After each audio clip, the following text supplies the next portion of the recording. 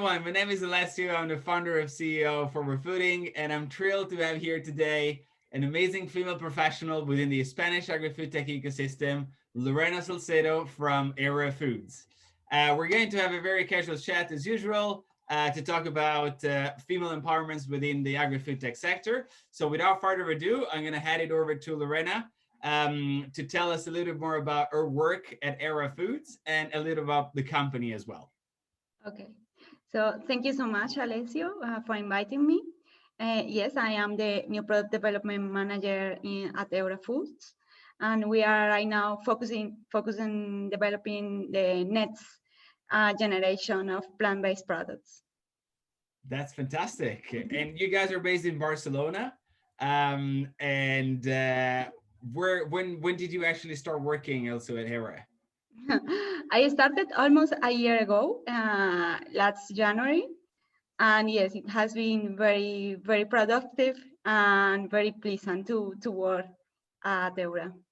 Fantastic. So that leads me to the second question. What did he actually initially inspired you to work at a plant-based, company that I guess back in 2017 when it was founded, I guess it was a relatively new thing in Spain, wasn't it? Yes, it was, but it was quickly very, very popular between many people. So I was, I'm going to tell you more or less my story with Eora. I was working in a meat company, and there I was developing plant-based meat products. Because that company works in a B2B system. So our clients were demanding for vegan versions of some products. So I was starting to work there. And then someone told me, have you heard about Eora? And I said, no. And then I started to search on internet. And I fall in love. I really fall in love because it was a different way to communicate, for example, because I don't know in other countries, but here in Spain, the agro-food sector is very conservative. So it's more or less, it has been the same during 20, 30 years. They are changing ingredients, or they are changing, taking out some additives, but more or less everything is the same. Even the way of communicate with people, with customers, is more or less the same. So it's very impersonal. It's like lack of soul for me. And I saw a company that was like a person talking with me, and I don't know, it was something with a mission. And I really wanted to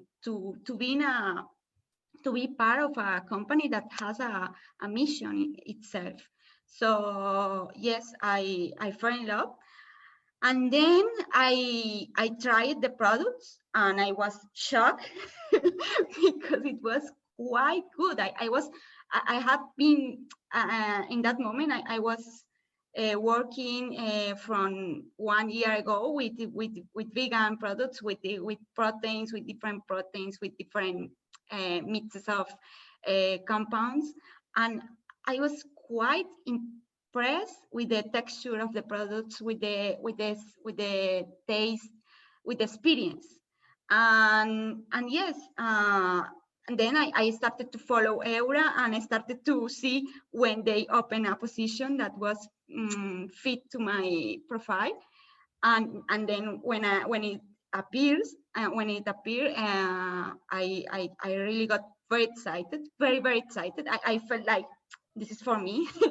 This is something, there are some bunches that are not usual in their life, in your life, and it was one of them. Those. Yes. So yes, That's fantastic, Lorena. It sounds like it kind of clicked, right? As in, you just saw potential in what they were doing, and you were like, I'm gonna make these products 10 times better, if not more, with my work. Fantastic, which leads me to the third question. I know that you spend quite a lot of time in the kitchen, actually experimenting, with new ingredients, spices, and all of that. what is the thing that you like the most about your job? Oh, I really like to experiment. I mean, and always asking myself, what if we combine this with this? What if we try this with this? I love that. So yes, this is my job. I mean, we need to be in our department. We need to be a very curious mind and a very open mind. We need to talk with many people and listen to a lot of information. You don't know where the idea is coming, so you need to just recollect data, and then you need to join points. And if you try many things, you are going to connect points that are going to lead you to a place that maybe it's not a good place, or maybe it's a good place, a good product in our case. Fantastic. Sounds like it's very iterative and not boring at all. No, not boring at all. No. Fantastic. So, as a young professional, in the food tech sector, what lesson, I guess, or it was the biggest lesson or the one lesson that you've learned that you would share with your younger self? Mm-hmm. I have been all my life very polite. So I was, when I was younger, I was very worried about, if it, I don't know if it is good or bad. I don't know. Maybe they don't think that it is correct or not. And the lesson is, don't ask for permission. Ask for apologize if it's needed, and go ahead. And because sometimes when you want to be disruptive, almost all times you need to have a point of I don't know how to say it. Boldness, as in you need to go bold and Yes, you need to go. try. Yes, and you have to be a little bit careless. Careless. If you think that the thing that you are going to do it's good. I mean, the final point is it could be a very promising point. Yes, absolutely. I mean, as you said, I think asking for forgiveness that is better than asking for permission, right? Because Exactly. sometimes I guess also in the middle of experimenting with things, you need Yes. to just go bolder and double down on your experiments to see actually if the outcome is the one that you envisioned, right? So, Exactly, and fortunately for me, I'm in a place that I feel completely free to do whatever I think, whatever I feel that it's correct or not, and this is very important. And I have to say that this is not the case of many people in my sector. So yes, I feel very very lucky. that's awesome. And building on this, how has been your experience as a woman, working in the food tech sector? How being a woman has shaped up actually your journey in entering this space? As I told you before, agro-food sector in Spain is very conservative. So, I mean, there are so many women in the sector. In fact, in my degree, almost all of us were women, but it was like a profession, and not to be not to be considered to be a leader. So you will be maybe the quality manager of the production manager, but almost never you will going to be something very high, in a high position.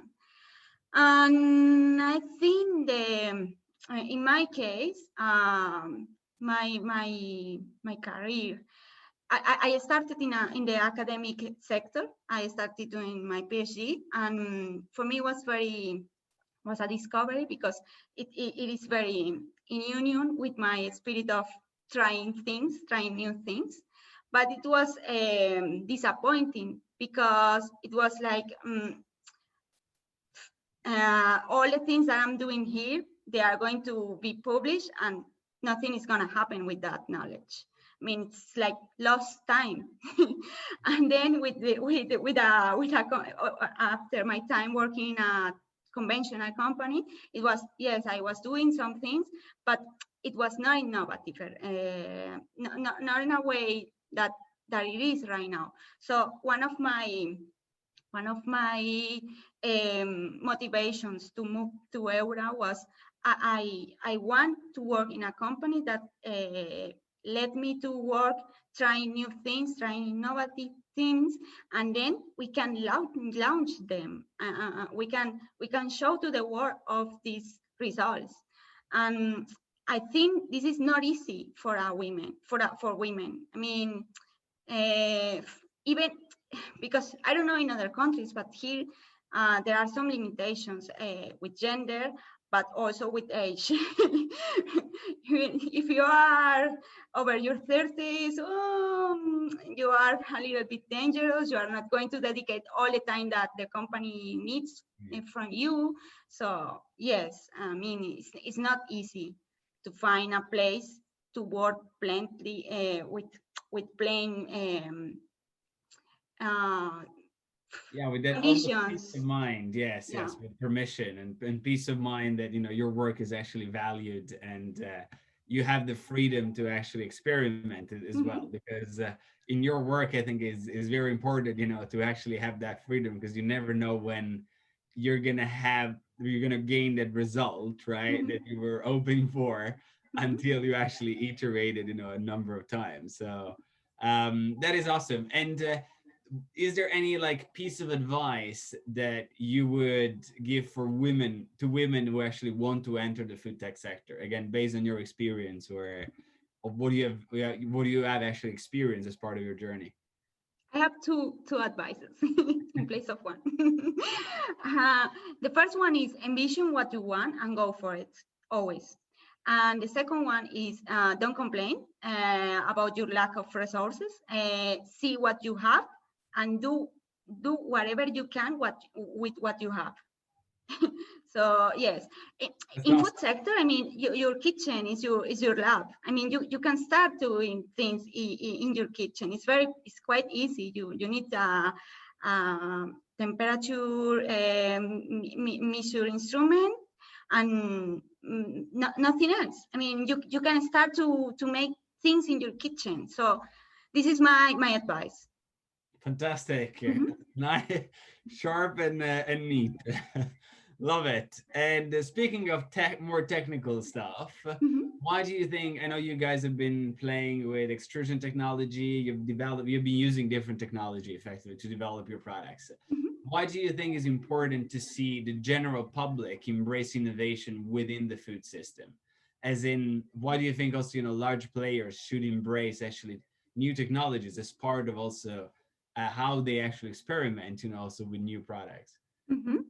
Okay, in this point, I think that innovation is like an answer of inconformism of the humanity. I mean, for example, the cinema.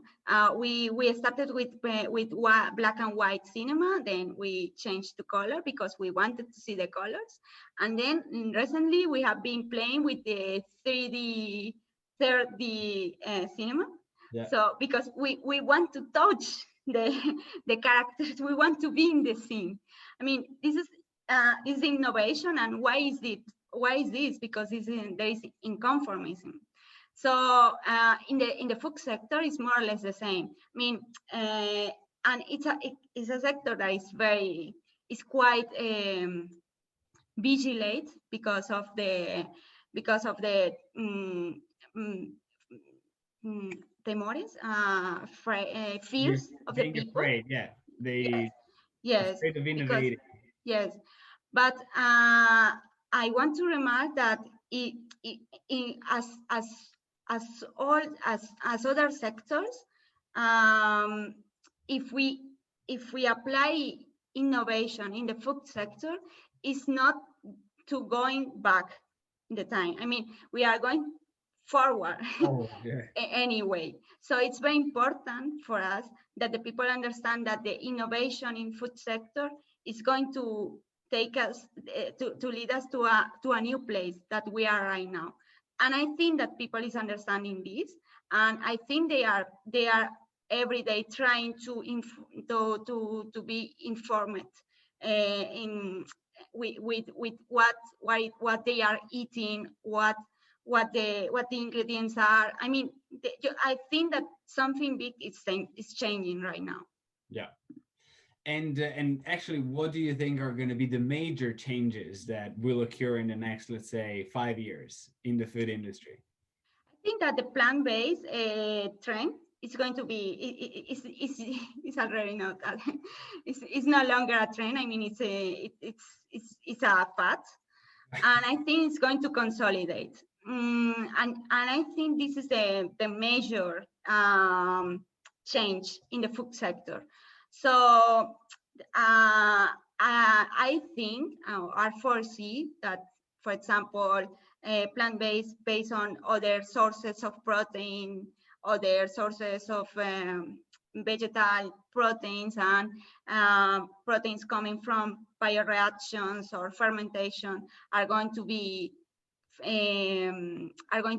developed. And I think this is the main change that I foresee in the near future. Fantastic. Thank you, Lorena, for sharing that. We're getting to the end of it. What are you the most excited about in the future of plant-based foods then? As we talked about quite extensively about it.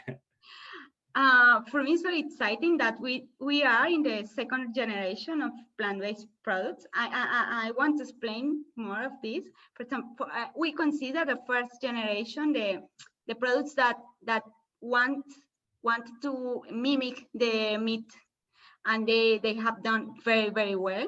For example, Beyond Burger, Impossible, they had got a very good experience of like it's meat.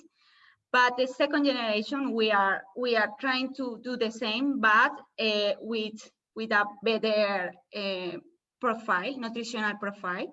So this is the second generation. What do you think it's going to be the 10th generation? I mean, we are just starting with this. So for me, it's very exciting that we are just starting, and in 2 years, it's going to be completely different. It's going to evolve because this sector is growing so fast that I'm very excited to see what is the future in 1 year, what is the future in 2 years. And so for me, it's like, wow, we have many things to do, but it's very exciting to be inside this movement. Yes, absolutely. Can't agree more. And building on this, one question I really wanted to ask is that, and I know is kind of like your little brainchild, if you can tell us a little bit more about this fat analog that you guys have developed. And I know you were the head and an instrumental part of this project, the fat analog made of olive oil. Yeah, I know it's the world first one, but can you tell us a little bit more about also the technology there without disclosing, too much about it, but just to make people understand what it is really? Yes, of course. So we wanted to incorporate that solid fat, which is technically not possible if you are not going to incorporate saturated fats. But saturated fats are related with cardiovascular diseases. So we couldn't do that. So we just create like a structure, like a school that could give a structure. Sorry. A similar structure, yes. Yes, to the olive oil, which is liquid. So this is more or less in terms of simple words what we did with the fat analog. We just provide to the olive oil an structure in order to be solid into the burger. You see, she makes it so simple, and also in the way she explained it, I'm sure that there's a lot of work and time that has gone into it to actually make it happen. Yes, it is, because we did all of this because we wanted to we wanted the olive oil to keep into the burger during and after the cooking process. So because you can put the olive oil directly, but when you're going to cook it, it's going to be drained. So yes, we wanted to keep it into the burger in order to give the burger juiciness. Yes. So this is the point, and we have been working on the fat analog several months, and we are very proud of the result, and we are we are receiving very good feedback. So yes, and this is just the starting point. I know. Lots of Stay tuned. satisfaction. Sounds like it was a lot of efforts, but that paid off really well. Yeah. Very last question, Lorena, and then we'll let you go. I know that the recent pandemic has highlighted the urgent need for resilience and adaptability across the supply chain. But I wonder, how did the pandemic impact actually Eora, and what opportunities do you think it would bring for your company?